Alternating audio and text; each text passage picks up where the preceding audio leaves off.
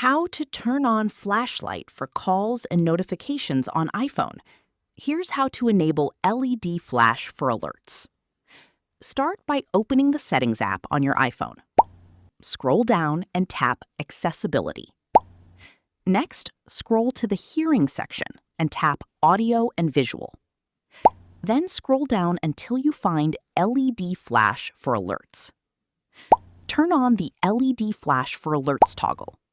Once enabled, your iPhone's camera flash will blink whenever you receive supported calls, messages, or notifications.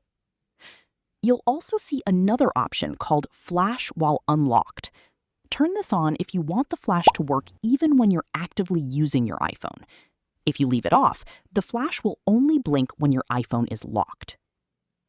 If you don't see these options, make sure your iPhone is running a supported version of iOS, as the location of the setting may vary slightly between versions. That's it. Your iPhone will now use the LED flash to help notify you of incoming calls and alerts, making it easier to notice notifications even when your phone is on silent.